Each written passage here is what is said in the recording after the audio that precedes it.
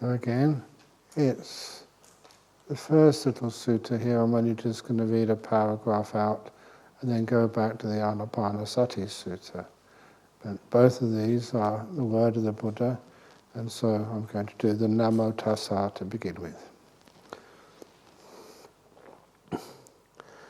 Namo Tassa Bhagavato Arahato Samma Sambuddhassa.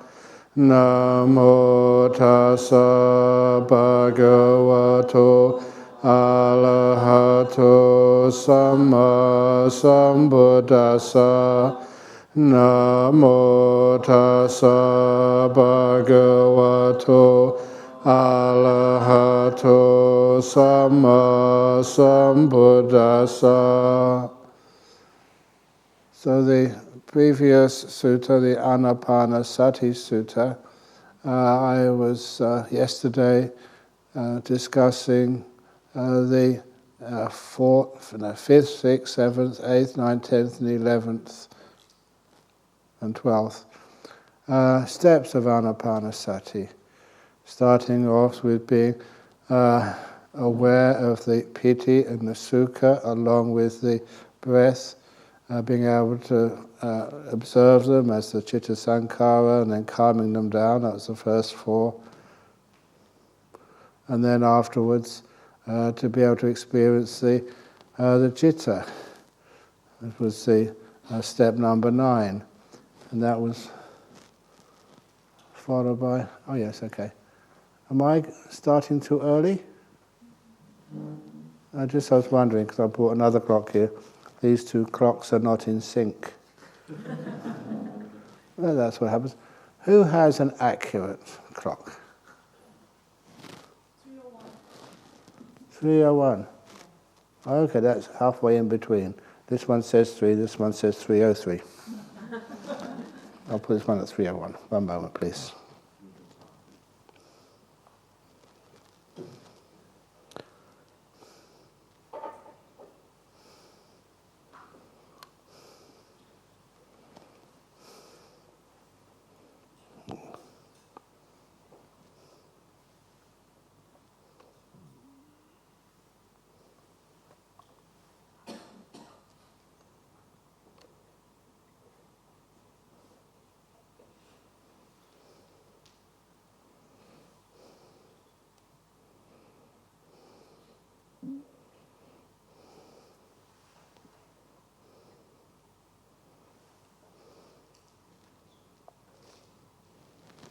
That's good. Good. So yesterday was discussing those the 5th to the 12th stages of Anapanasati, and those of you who looked ahead, or you know Anapanasati Sutta very well, know that the next 4 stages concern what you might call an insight practice.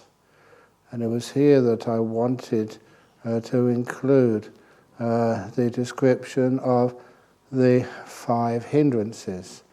They call the 5 the pancha nivaranas. Nivaranas is things which close off things, which conceal things, which hide things. Vivarana is like an open door. And nivarana is closing it off. And in particular, these 5 hindrances are an important part of the Buddhist meditation practice. I already mentioned that in the Satipatthanas, every Satipatthana, you are not supposed to even really get into practicing it unless you have restrained those 5 hindrances. They use the word vinaya. Vinaya is almost it comes from the same group of words meaning vinaya, the training, the discipline of a monk or a nun. In other words, we learn how to restrain them by disciplining those 5 hindrances, practices which weaken them until they're very, very weak. Obviously weaken them till they're weak.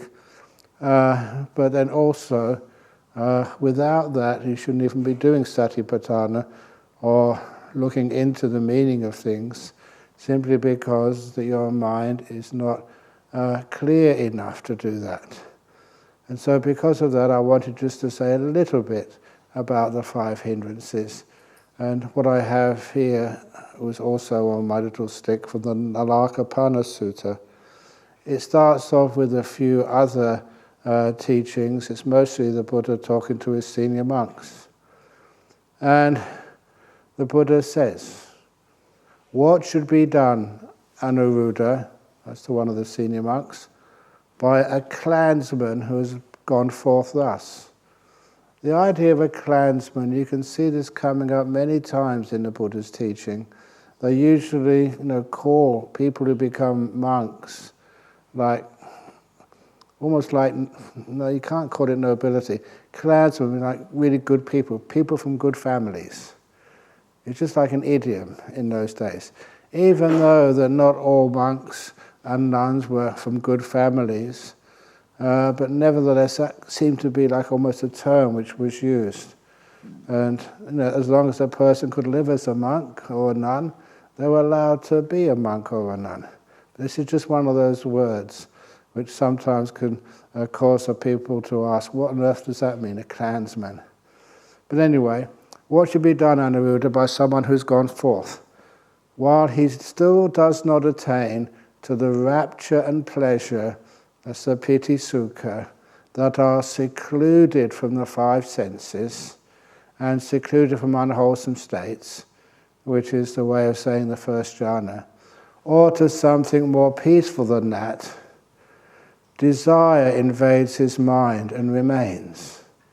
Ill will invades his mind and remains. Sloth and torpor invades his mind and remain.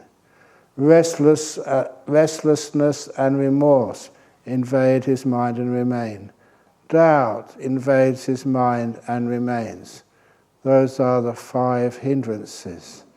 You see again, it's a wanting, desire, ill will, sloth and torpor, restlessness and remorse, and doubt. I'll say a few more words about those before I go to another 2, which are added on here, which I found fascinating that they belong with the 5 hindrances. First of all, desire. And this is important. I'm sure you've all experienced this when you are meditating and you're actually getting somewhere in your meditation. If, for example, you start to see a nimitta, one of the problems with nimittas is a common experience people have. The nimitta, this light you can see up here somewhere, not centered in front of your mind's vision, but to the left or to the right, above, below. And what happens if you just want to kind of bring it down to the center, or you move over to it to look at it and center your attention on it, it just disappears. If you want a nimitta to actually to stay with you, like wanting to move it, wanting to get it here, wanting it to expand it, wanting it to be brighter, any wanting which you have disturbs it. And to make it quite clear, what's happening. My cup has been put down, I'm relaxing, resting, and then still a slight movement on it. I can see that by the reflection of the light. So I say, come on, be still. Good. You saw what I did there. I had the will to make it still, but moving it doesn't make it still at all. It moves it. It agitates it. Now, come on, how long it look? I haven't got all day, okay? And there's only a few days left of this retreat. Be still. Does that work? Does this work? You are not going to move, cup. Of course it doesn't. It's such an easy way of keeping this cup of water still, just leaving it alone. Being mindful and being kind. Like the way of opening up a lotus. The reason why I introduced that simile this morning, one of its great benefits, is to show that if you leave things alone, the things don't stagnate. Things actually open up. They grow, they reveal themselves. You don't have to make it grow. You leave it alone, and its nature is to actually a flower to open up. It's got enough causes. The light is the mindfulness, the warmth is the kindness. And so that's one of the reasons why every time you want something, you want to change it, want to get it here, get it there, that wanting is the first of those hindrances. In a Satipatthana Sutta, instead of the usual word of wanting, they call it lokaya bija. It's just a different Pali word, but it means exactly the same. And it was because of, that they used different words which meant exactly the same. And that did honestly confuse me for a while until I saw it again and again. These are the same words, synonyms. And so because of that, once that was clear, it was very obvious to me why the first copy of the Satipatthana Sutta which I ever read, in translation when I was still a student, it was written by these two Sri Lankan monks who had understood enough Pali to know that if you practice the Satipatthana according to the instructions, after 7 days you must at least be, the minimum, be a non-returner. It's a very high attainment or achievement, if you want to call it achievements. And so they decided to get permission to prepare themselves and go over to Colombo to do a Vipassana course. Only 7 days, and they would come home at least a non-returner. And then they said in the introduction to this translation, it's a good translation, and in the translation introduction, they commented that they went over to Sri Lanka and they settled into this retreat center, and they did like 9 days. In other words, 1 or 2 days to settle in and then really go for it. And after the 9 days were finished, they weren't enlightened. So they did it again, they repeated the course. And the second time, they weren't enlightened. And they were honest. They were Western educated. I can understand, their sense of, oh my goodness, what's going on? Does the Buddha not tell the truth? They had to sacrifice a lot. This is many years ago, about almost 40, 50 years ago. They sacrificed a lot to get over there. And what the Buddha said didn't work. But then, of course, I was an incredibly faithful Buddhist, even when I was a student. And I said, this can't be right. What is the error? They can't be doing the Satipatthana practice the way the Buddha asked them to. And then I looked at it, and I think you already know what I'm going to say. Their mistake was when they started, they didn't do the preparation, lokaya bija, so vinaya lokaya bija dhammanasang. They had not restrained, weakened the 5 hindrances yet. Later on, when I not just read but practiced these teachings thoroughly and had some really great teachers, you understood what the problem was. Even when people do breath meditation, I don't know, have you had success in your breath meditation yet? Some of you have, some of you haven't. Why? You're all highly intelligent, you're fit enough, you've had the good instructions. It's because without weakening those 5 hindrances first of all, the mind is still like behind in a cloud. It cannot see clearly. So basically you don't really fully know what you're doing. You think you're mindfulness, but it is the 5 hindrances which weaken that mindfulness and stop insight arising. It weakens panya, wisdom. And I mentioned a little bit about how it works. The first one, like wanting. When you want something, you're not aware of what you're looking at right now. You've got a goal somewhere, you want something in the future. You may be thinking you're watching your body, but if there's any wanting in there, it's more like the object of what you want. dominates your perception. And not only that, but you cannot energize your mind. There was a saying that some philosopher wrote many, many years ago. I couldn't remember which philosopher it was, but it was such a wonderful saying that I never forgot it. When you want something more, you cannot enjoy what you already have. When you want something more, you can't enjoy what you already have. I cannot enjoy jhana growth if I start seeing all the faults, the light bulbs which need to be fixed, the cracks on the paving, the dirt on the bamboo floor.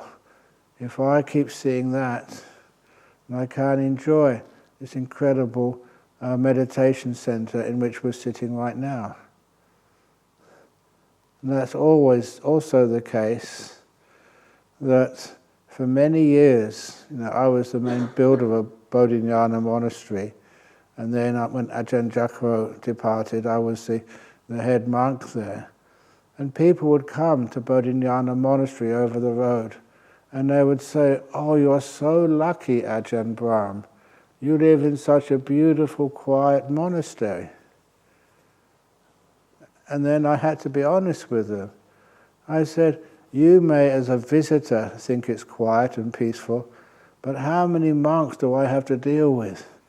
How many?" And it's just, you're great monks, but all people will be the same. There'll always be something going on. There'll always be some little argument between a couple of people. There'll always be some burst pipe, and I was a plumber as well in those days. There'll always be something needed to be fixed up. There'll always be some visitor who wanted to come and have my time. And it was important. You can't just ignore people. And so Bodhinyana Monastery was getting really busy for me. And you come in here and you say it's peaceful. Get real. Good, I made the point.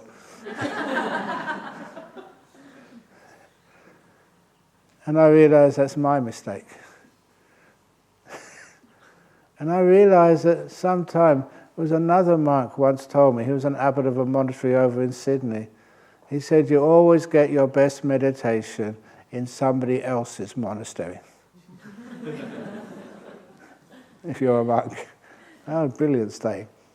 And I thought, that's really wrong. Why? And so then, that was when I made a resolution. I can't keep it 100%, but it's always reminding me what I should be up to. Because on the weekend, I usually go off to the Nolamara Centre and teach and work and give talks and stuff. And then on Sunday night, come back to Bodhinyana Monastery and fix up any problems in Bodhinyana. It was like doing two jobs. And then so one day when I realized I couldn't enjoy the monastery in which I lived, I made this resolution. And I said, on a Monday, at least on a Monday morning, I will pretend to be a visitor in the monastery where I'm the abbot. I'll be a visitor, not the boss, not the owner, not the person in charge. I even pretend to be a visitor. And that meant if a couple of monks came and said, "We need your help to resolve this difficulty we're facing together," I said, "You want my help? I'm not the abbot. I don't live here. I'm only a visitor." Or some lay people came from Hong Kong and said, "We're looking for Ajahn Brahm. Where is he?" "I don't know. He's not me."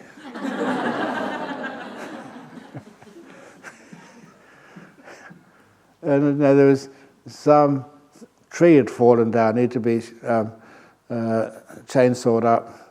"No, not my job." If you visited, say, a public park in Perth and a tree had fallen over, would you feel obligated to chainsaw it up and move it off the path? That's somebody else's job, not me. And so for one day a week, it was always somebody else's job, not mine. That was brilliant. I didn't own the residence in which I live. Look, if you go out for dinner somewhere, I mean not now, you want 8 precepts or 13 precepts, whatever you're keeping. If you went out for dinner, after dinner, do you wash the dishes? At a restaurant? Not in a restaurant, maybe in your own home, but not in a restaurant. And that's what you do here. You make use of this place, it's fine, that's what it's supposed to be. But you don't always sort of clean up and wash all the linen and the bed sheets and everything every day. This is where you're visiting. If you're a visitor, there's less work, less responsibility, less to think about. So I took that even further. I don't even own my body. It's not mine. I look after it like a room which I may be visiting in some hotel in Hong Kong. I look after it, but I don't worry about it. If it's cracked, I just let somebody else know. That's their responsibility. There you can have more peace. And then you go further. As a monk, you realize you don't even own the mind which is associated with you. It's not my problem. I'm only a visitor to this mind, which people recognize as tells silly jokes and old ghost stories. But I wanted to say that somebody reminded me, I told the wrong ghost story last night. Because there's a ghost story which is much more associated with this place, with Jhana Grove. A couple of the cooks would always be our retreat cooks, were this couple called Bianca and Ron. Many of you may know them. They're an amazing couple. They had a de facto relationship. They never went through a ceremony, but they were together and really good partners. And they were the ones who even started building that cave, which you're going to see tomorrow, in which I live.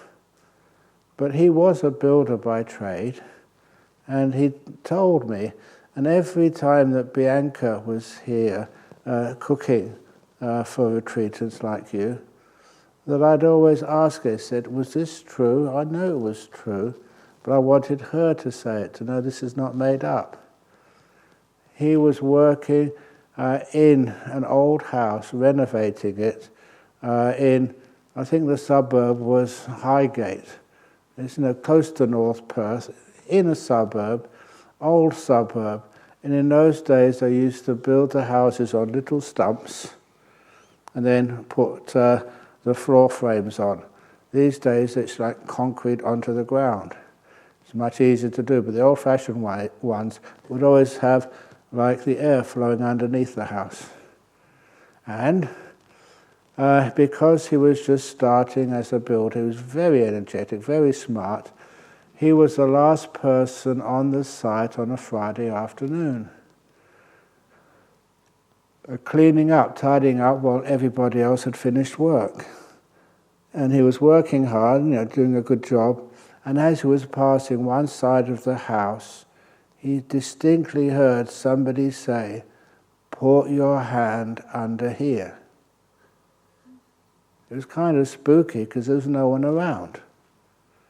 And he heard it again, "Put your hand under here." He thought maybe because of the sun, he was going a bit sort of tired and imagining too many things. But then he paid full attention and heard it the third time, "Put your hand under here." And so he did it, put it under the house. It was dark under the house. And he felt a tin can, like a biscuit can, or like a cake can, about this size. And he pulled it out from underneath the house, and it was stuffed with cash. I think he said about 20,000. And that was about 50 years ago, when 20,000 was worth much more than it is now. And so he assumed that, whatever it was who put it there in the first place had died and wanted him to have it. That's why they were renovating that house. The person had died, and renovate it, sell it.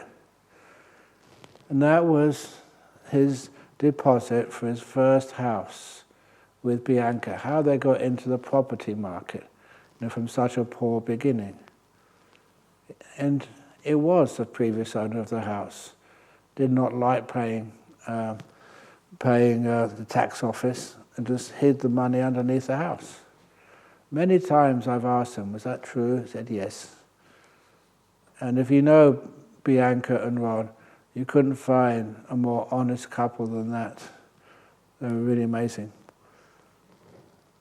Ghosts, even if they're not related to you, can be extremely kind. So next time you hear someone say, put your hand under here, put it under there, and then run. Because they're trying to be kind to you. There's many kind people in this world, and you're missing out on something. But anyway, so that first desire invades your mind and remains. It doesn't just come in. It stays there for a long time. Not the same desire, but more desires, different desires. Or ill will invades the mind and remains. Sloth and torpor invades your mind and remains. And I think you all know what sloth and torpor is like. You really get sleepy and you cannot see clearly. It's like you are in a fog, in a mist. Restlessness and remorse invade your mind and remain. That second word, the remorse, is accurate, because the monks and the nuns, we have to study the Vinaya, the rules, and what happens if you break a rule. You always have this remorse, this regret. I wish I hadn't have done that. And restlessness and remorse go together as you've got an energized mind, but why it goes on to the negativity things which we have done in the past, and also the fear things we are about to face in the future. Why that happens, I'm not quite sure, but you know what restlessness and remorse feels like. You can't stop the thoughts, and you can't find some peace. Even though you want to be with your breathing, the mind is always thinking about something which you've done, which you shouldn't have done, or something which you want to do, which you want to plan for the future. And sometimes people, when they're meditating, they spend more time on those thoughts and ideas and plans and memories than they do on anything else. And that sort of is a hindrance to the mind becoming still. And also doubt. What is stillness? Ajahn Brahm says it makes sense, but does it really work? That's one of the reasons why you have to do it. And find out, yes, it does work. And how wonderful it is. On the doubt that you can do it. That is really the amazing thing. That, when you read all these stories in the suttas, these are just from 25 centuries ago. And you think, can people do that stuff these days? The answer is yes. And to actually witness some of those things yourselves is kind of spooky. You actually say, this is real. And even many people ask me that question.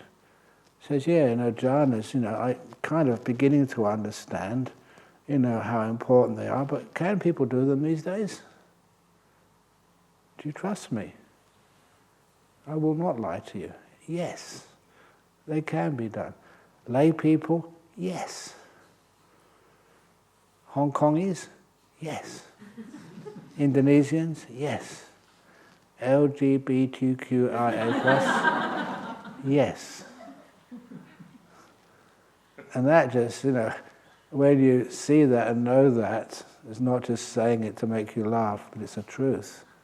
Ooh, it kind of gives me goosebumps to know this is still possible in these days. You know why it is? Because it's natural. So anyway, what that does is, it's possible, so you try not to have any of these hindrances. First of all, you have to know what they are. Now, what is desire? Sometimes in the realm of wanting and desire, we have so many different words for desire. We call some of those desires, we understand, they're no good, like lust or greed. But then we think, what about aspiration? In English, I don't know if you have these words in Chinese or in Bahasa, but sometimes we have some words and say, this type of desire is okay, that's a bad one. They're all hindrances. Even some hindrances you wouldn't think are hindrances. They're things like wanting to help somebody. You think, surely Ajahn Brahm, that's compassionate, that's good. It is good after your meditation. But when you're in the meditation, all desires, you can see are taking you out of this present moment, weakening your energy, so you do not have as much power to be able to help. It's one of the reasons as a monk, I know that I have to ignore everybody, for hours and hours, to get this beautiful, powerful energy coming up, which you can make use to give back to others afterwards. It's so much more powerful. This is one of the reasons why, when you're actually meditating, all types of wanting are a hindrance. And one of the wonderful ways of overcoming that wanting, it's something which the Buddha mentioned many, many, many times. It did not come from Eckhart Tolle, the power of now. When you do actually let your mind rest in the present moment in meditation, even in breath meditation, satipatthana meditation, all types of meditation, get your mind focused in the present moment, settle it there. It overcomes wanting. To want something, you have to have a future where your wanting, like a fly, can land.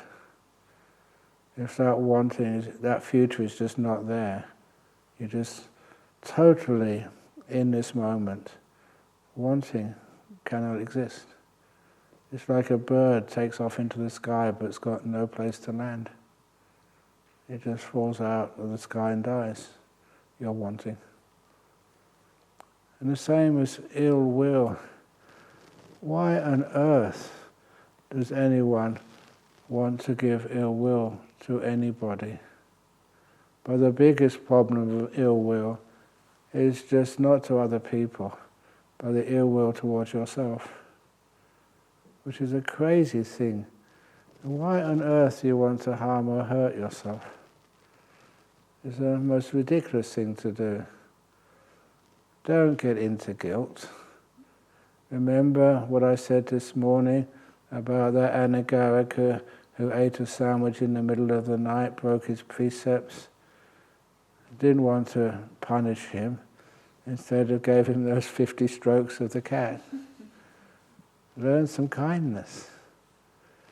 That's why they're adding the kindness to the meditation practice, not just the hard, I'm going for it, I'm going to sit still, I'm not going to move until I become enlightened. There's something about that which is hating, which is too strict, it's too firm, it's got no softness to it, and you can't stay there long enough. So those, the ill will towards oneself, and the wanting something in this world. What do you want anyway? Just imagine. I like these imaginations because they get people to see further than they can actually be. You can imagine, I don't know where you've been in this world, and have you been to Paris? Some of you may have been. You know, I've never been to Paris. Don't go and get me a ticket. No, don't. I'll send it back. But you know, sometimes you can imagine it. You can get close. What it must be like. I've seen, when I was a kid, seen many movies of Paris. And sometimes, you know, I've eaten French food. You can sometimes get the smells and get even like some of the ambience of a street in Paris. I've never actually been there. That's one of the reasons why we are very good at imagining places where we would like to be. Imagine if you didn't have any place you wanted to be except just here, and appreciated this moment. Then the restlessness and remorse will be kind of disappear. You're here. This is more than good enough. That's one of also the reasons why you've heard that simile of difference between being in prison and being free. Being like prison walls and iron railings don't make a prison. What makes a prison is you're in some place you don't want to be. If you want to be there, it's no longer a prison for you. You can tell that to prisoners who are actually in a jail. If you're happy to be here today, then it's no longer a jail for you. And if you are happy to be in this old body, aching a bit, tired, it's never really had a good meditation in its life, you're just sitting here, listening to this old fat monk say the same old stories again and again and again. If you don't want to be here, you have put yourself in jail. If you're happy to be here, this is good enough, then you find immense freedom. That's actually the getting rid of or seeing the problem of restlessness and remorse. It's what creates a prison for you. You're trying to run away somewhere. Now, one of the stories about restlessness and remorse and how to overcome it. I was a lady here in Perth. She was a woman who had a 6 or 7 year old son. And one day the son had a tantrum with his mummy and said, "Mummy, I don't love you anymore, I'm leaving home." Now those of you who've had young children, has that happened to you? Probably, or at least something close to it. What do you do? How do you respond? This mother was a genius in emotional intelligence. She said to her son, "You want to leave home? Okay, I'll help you pack." I'm sure that many of you have thought you'd love to do that. Of course, you can only do it for half an hour and then you feel guilty. So anyway, she helped her kid pack. And after packing the suitcase or the little bag with all the important things in life, like the Spider-Man costume and the lucky underpants or whatever, then the mother said, "Oh, you know, it's a long journey in life, you need something to eat." So she made her kids' favourite sandwiches and put them in a nice brown paper bag, the favourite ones, and handed it to the kid and waved her son off at the door of their house. "Bye-bye, son. Have a wonderful life. Keep in touch, please."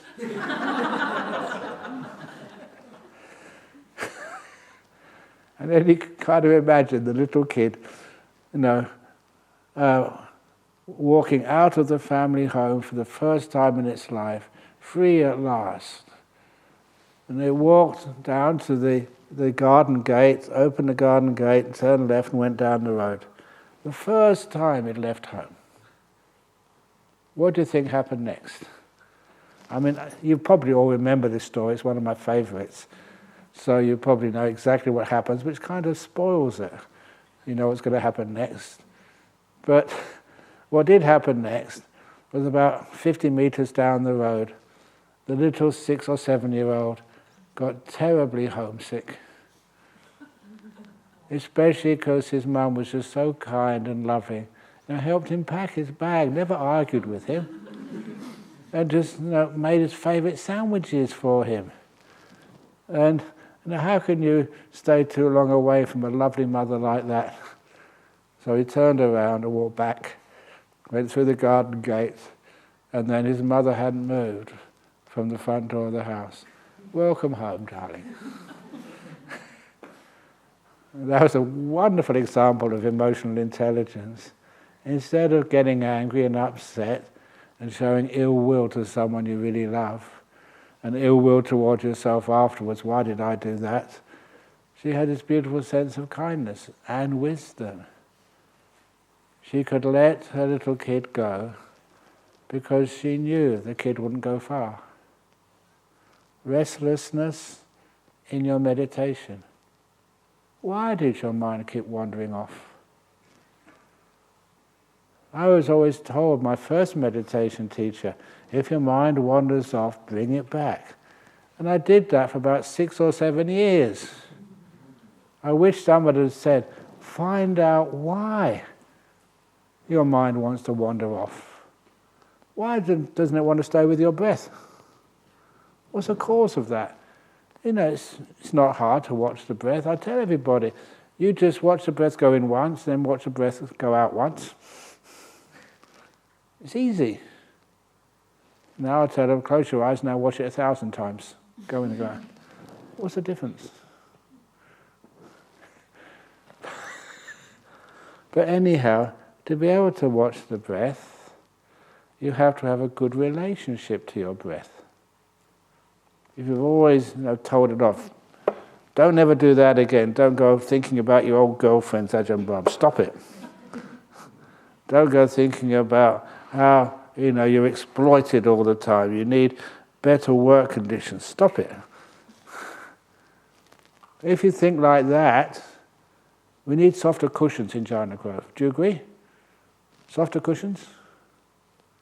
You can think anything, and after a while, it's like you're having an argument, with yourself, especially with your meditation object. And that's why, after many years, my mind couldn't stand me. Always complaining. Always thinking, okay, yeah, you got this stage of meditation. Why can't I get the next stage of meditation?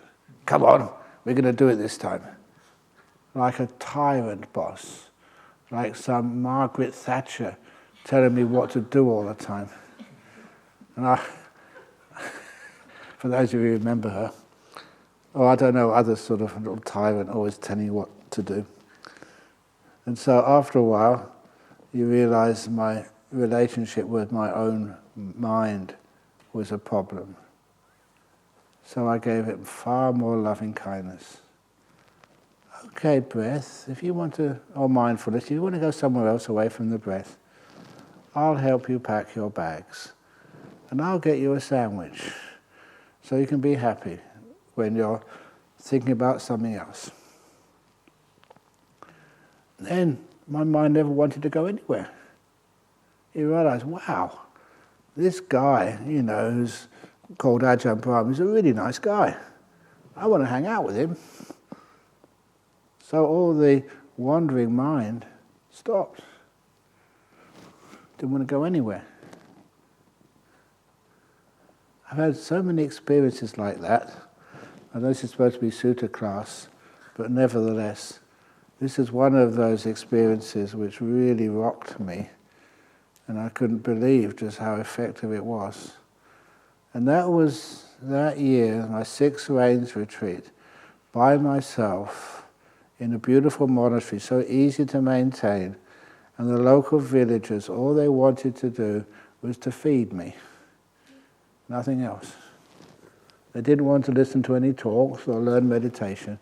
This is your rains retreat, we're busy. And so they just fed me every day. And no hassle at all. I thought this was perfect. Only what happens when you have no other things to fight, your mind starts to wander. And please excuse me, I'm being honest about this story. It's a long time ago, my 6th rains retreat. I was by myself and I started thinking, I already mentioned it, like old girlfriends or fantasies. My mind was wandering off. But the worst thing was wandering off to places where monks should never wander to. And of course, I already mentioned to you so many times, I was a devoted monk. This was my life, and I knew I was going to be here for such a long time. And so I fought my mind. Stop thinking about those things. You're a monk, stop it. And every time I brought the mind back to, say, the breathing or to stillness, the mind would go wandering off again.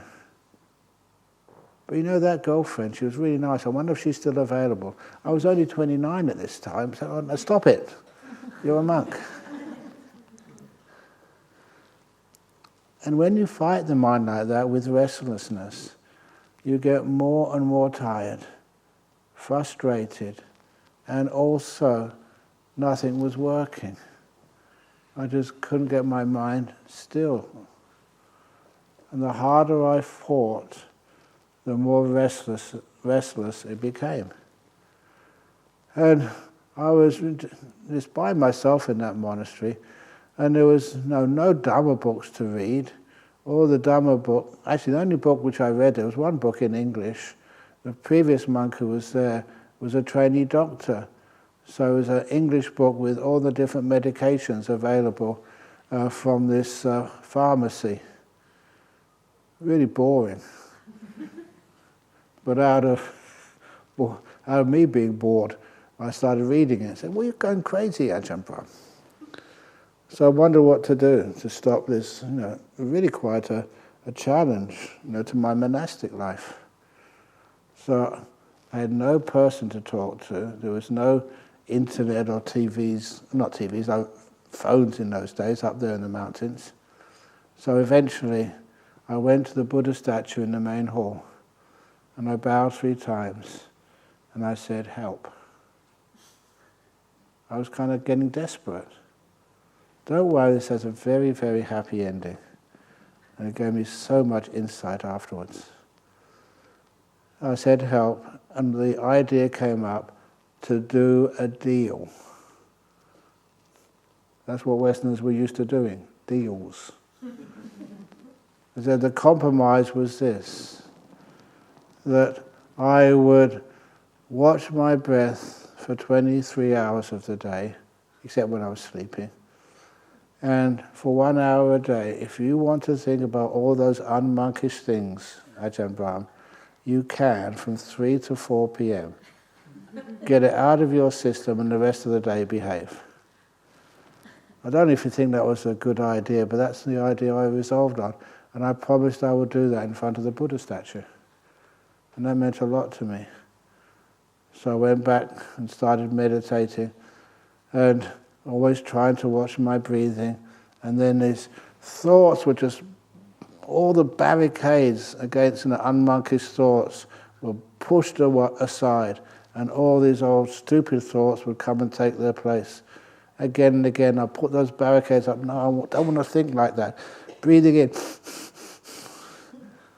Or walking meditation. And then eventually, they'd stop for a little while, and then they'd come back in again, almost immediately afterwards. And so I was getting very exhausted. But then the other part of the bargain, the deal, from 3 to 4 p.m., I let my mind think whatever it wanted. And no barriers at all. And so, exhausted, disappointed it didn't seem to be working, at 3 p.m. I leant against the wall of my hut, put my legs out. Okay, mind, I'm not going to stop you. Whatever you want to think about or fantasize about, the weirdest, most perverted fantasy or memory, invite in. You know what happened for the next hour? I couldn't believe it. I watched every breath, every one of them, without any difficulty at all. No stray thoughts at all when I wasn't fighting. It's totally the opposite of what I thought. That's why I share it with you. I realized that what was stopping me being peaceful was trying to be peaceful. And trying to keep out all of the unmonkish, restless thoughts, which I'll be embarrassed to tell you about. All those things, the more I tried to stop them, the stronger they became. And that was not at all what I expected. But I thank my good luck for that experience. Now you realize you don't want anything in your meditation. That becomes a form of restlessness. Once you establish that want, you want to get there, achieve it, get rid of something. That's kind of ill will. But when you don't have any of that there at all, your mind becomes so still and peaceful, effortlessly, watching every breath without missing one for 1 hour. Not at all what I expected, but how much you learn from that. So that 5 hindrances, that's the obstacle. Because once those 5 hindrances are gone, you can imagine just, there's nothing you want in the whole world. You're content. Okay, now to those wanting stories. I am going to get further into these suttas. But to me, these were taking these suttas into real life and just how powerful they were. Even in my first couple of years as a monk, all monks and all nuns, if they possibly can, you come and ask them for some help on some problem. If you can be of service, of course you are. And so this man, I'd helped him. I can't remember exactly what I'd said, but he was so grateful that he said, "No, Ajahn Brahm, thank you for that advice you gave. That really was helpful. And I want to pay my respects to you by offering you a gift. As a monk, we're not allowed to receive any money. So if you give me a, I don't know what's the biggest banknote. If you give me $1 million note, sorry, I can't accept it. Or a 5-cent coin, sorry, can't accept it. But what we can do, there's this little loophole. I became a vinaya expert when I was young, so I know all the loopholes. They call it mendicant allowance. They said, you can't receive money yourself, Ajahn Brahm, but they can give the money to, say, Freddie, say $50, but you can't spend it, Freddie. You have to ask me, is there anything you need, Ajahn Brahm, for $50? So I know exactly, what your limitations are. So I won't, for $50, I won't ask for a new helicopter so I can get to the airport much quicker. $50, that's your limit. And so this guy did that to me. And he said, now thanks a lot for 100 baht, which was worth about, I think, $5, I think, in those days.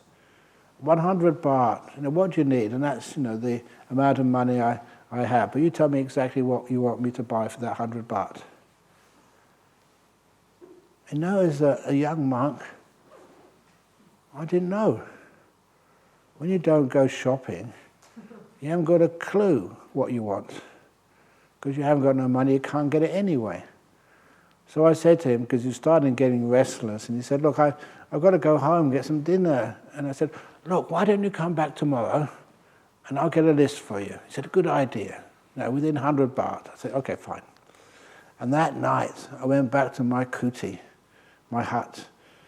And the only piece of paper I had was a little paper which was wrapping a mosquito coil. It had at one side was actually clear, no lines on it or ink on it. So I got out a pencil, sharpened it, and I was trying to read or to write by the light of a candle flame, because that's all I had. There was no electricity. So I lit the candle and started writing. Now, what do I need? What would be a simple thing, but would be very helpful, a little exercise book. Like paper I can write on. And instead of a pencil, like, a cheap biro pen. That would really be helpful. And then instead of using a candle, they had these kerosene lanterns you could get. That'd be much more efficient, a much better light, and you can go blind just by the candle light. And so I said a kerosene lantern, some matches actually to light and some kerosene too. And then I started looking at what I'd written down. And how much does that cost? Well, that's probably much more than 100 baht already, or $10 or whatever. Once I put it down there, I couldn't take it off. Once I put down that I wanted a kerosene lantern, then there's other things I realized I needed too, like a flashlight. Because sometimes it's raining, you can't carry the kerosene lantern, so a flashlight would be very helpful. And then, of course, not just a flashlight, needs spare batteries as well. And then I was thinking, well, writing. What was very helpful is little aerograms, so I could write to my family and my mother back in London and tell her, what's going on, and so I could post it. So a few aerograms, and soon that piece of paper got even longer. All the things which I needed. Before that night, I was so happy and content. Now I had all these things which were really important now. How can like a son who loves his mother just abandon her like that? Of course I need to send her a card or a postcard or something to show that I'm all right. I'm just really being selfish by not actually communicating with her, and I really do need those pens. If I didn't have those biro pens, how can I write properly? And then I found out what was going on. You had enough mindfulness to realize that when you have the means to get a few small things, you will never be able to keep it to a few small things. And what I did, I was very proud of this. I just took that piece of paper, screwed it up, and threw it in the waste bin. I never got it out again. And when that guy came to see me the following day, he said, "Have you decided what you want to get for this amount of money?" And I said, "Yes, nothing. Never ever do that to me again."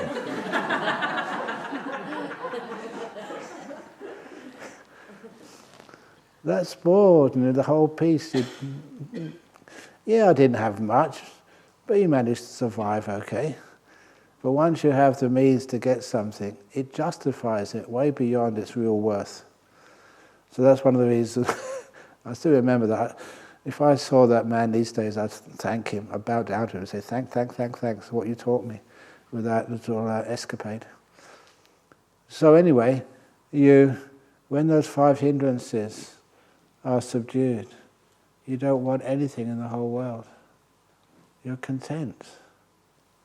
Imagine what that must feel like. You just go to have a cup of tea in the dining room, you sit down there and you think, if you rubbed that bottle and the genie came out and said, "I give you 3 wishes, Freddie," and you'd say, "I don't need anything, thank you, bye-bye."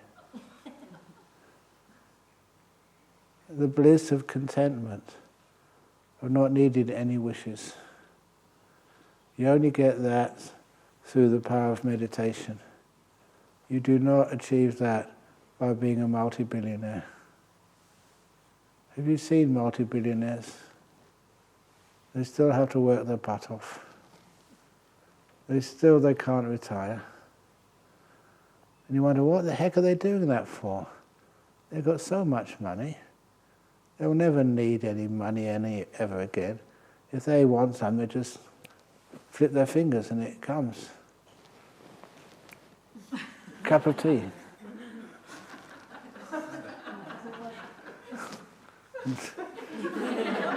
Didn't work.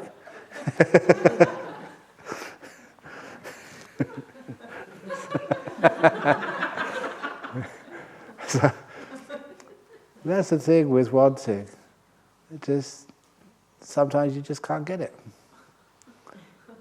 So in the end, when you don't want anything, you'll have everything you ever wanted. Or like I say, a good monk has so little they want for nothing. They're like a real wealthy person. They want for nothing. And so then just our mind is very peaceful and very happy. But the other two things which, oh my goodness me, Ajahn Brahm. The other two things which disappear, when the 5 hindrances disappear, is discontent. It's called arati, not wanting something, and weariness, tandi. I mentioned tiredness and weariness many times. When I saw it here the first time, I thought, wow, it's not just because you work too hard or you wear out your brain too much, but it's also this wonderful sense that when you are peaceful and still, after a while, this almost sense of weariness which is always there, which you probably haven't really noticed, because it's always there, vanishes. You have this beautiful energy. So you never feel weary after the times the hindrances are gone. Would you like that? It's pretty amazing. You just be meditating and you're not tired at all. You're not weary. There's been these times when you get really nice meditation, and afterwards, please go to your room and lay down at night. If you've had a really beautiful meditation, you won't go to sleep. Just you lay down, perfectly mindful, resting more deeply than you normally do. But then you get up, you haven't slept all night, but you've rested, you have zero weariness. And you're not haven't got the same what do you call it, bubbly energy like from a cup of tea or a cup of coffee. It's not that type of energy, it's something much deeper and more even and way more powerful when weariness has vanished. And then it's amazing what you can do. I remember seeing Ajahn Liam. He took over from Ajahn Chah when Ajahn Chah got really sick and eventually died. And to see how he would, sometimes work all night, all day, and meditate all night without any sleep. And in the morning, he looked fine. All the signs of weariness and exhaustion just weren't there, because his meditation was good. And the weariness didn't exist after that meditation for him. And anyway, so those are the 5 hindrances. How do they arise? And this is, I'm now getting to the point of this, introducing this. He says, while they still do not attain the first jhana or to something more peaceful than that, 2nd, 3rd, 4th jhana and so on, if they don't experience that jhana or a deeper jhana, these 5 hindrances invade your mind and remain, and discontent invades the mind and remains, weariness invades the mind and remains. That is so while he still does not attain to the first jhana or deeper states than that, or something more peaceful than that.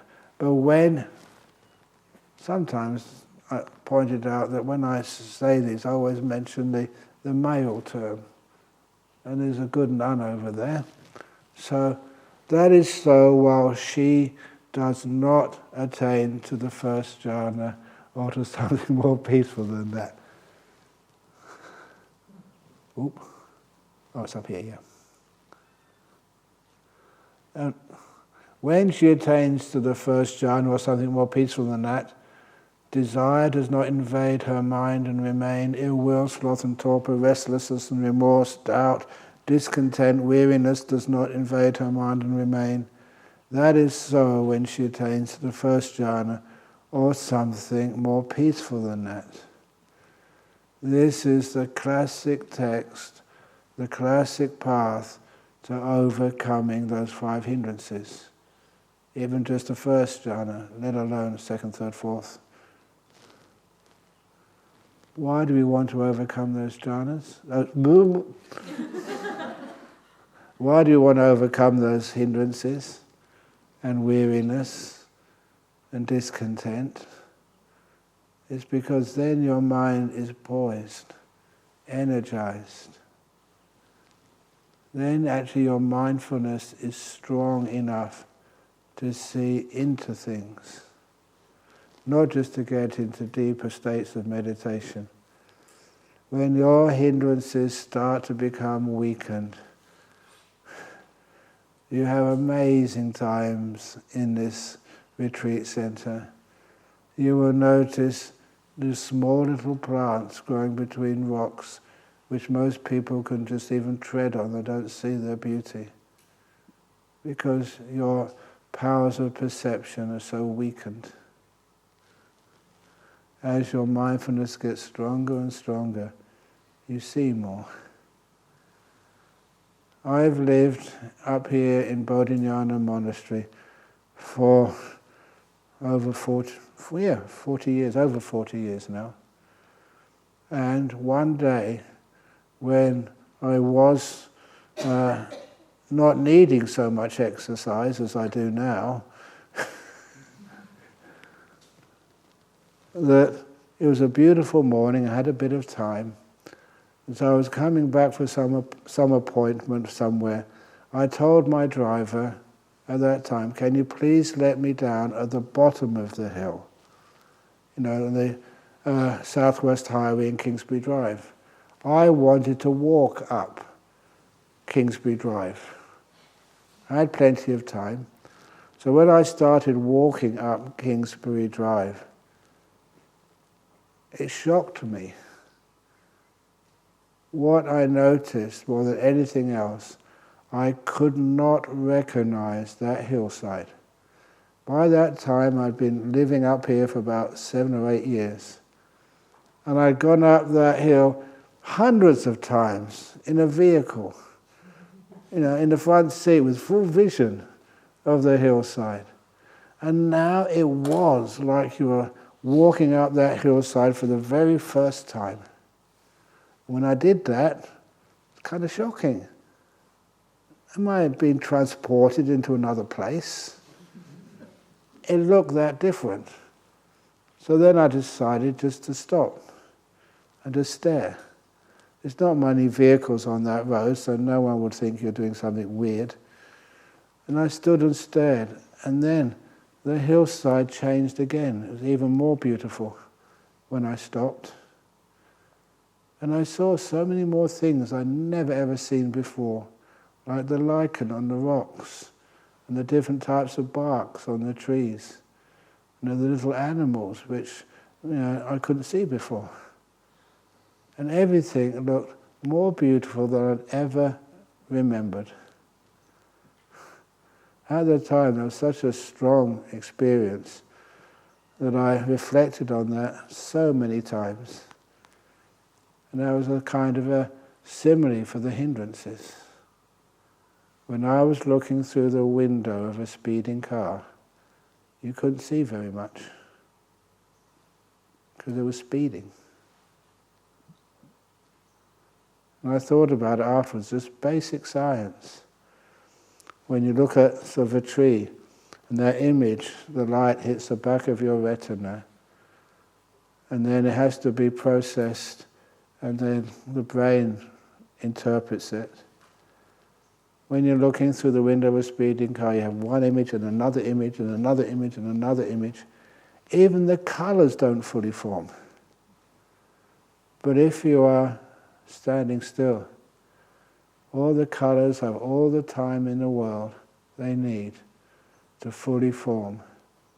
The greens and the browns and the purples are full, not like washed out watercolours. They're rich. And you see so much more detail. And the mind can appreciate it because it stays with it for a while.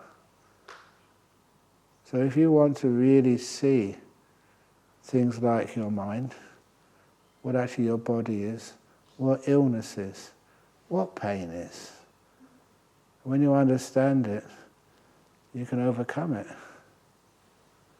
That was from the Chinese Art of War. I often quote this: know your enemy, know yourself. 1,000 battles fought, 1,000 battles won. That's not an accurate simile, but it's one of the best which you can quote. Understand your tumour. Understand yourself. No more battles with cancer needed. I say those things, and I mean them. Know your mind, know yourself. 1,000 arguments engaged in, 1,000 arguments transcended. You don't bother with them anymore. You understand what they are. How many times have you heard that saying? It actually came originally from Ajahn. Husband and wife arguing because they heard the sound, the quack quack. You remember that? That's a beautiful story, but it's incredibly profound. Quack quack. Oh, that's a chicken. No, it's a duck. No, it's a cow. No, it's go quack quack. And then one of the partners says, I think you're right. It is a cow. Going quack quack. And then, what's the point of an argument like that? It doesn't matter who wins and who loses. It's kind of irrelevant. But we break up so many relationships because of stupid arguments which don't make any sense. So if Ajahn Brahm says, it goes quack quack, and he says, that is an elephant, a very rare form of flying elephant, which sounds like a duck. You just say, sadhu, sadhu, sadhu. I agree. Okay, those are 5 hindrances talk. Sadhu, sadhu, sadhu. Okay. And please give me feedback if I just spent too much time on stories and just something which was just supposed to be an introduction to the last 4 stages of Anapanasati. But I think you get the message, and I hope you appreciate it. Thank you again for listening. And now we can have the interviews. Is that right? Yes. Okay, very good. Okay, my goodness, it's gone past 4. So, okay, whatever. We can, extra 10 minutes.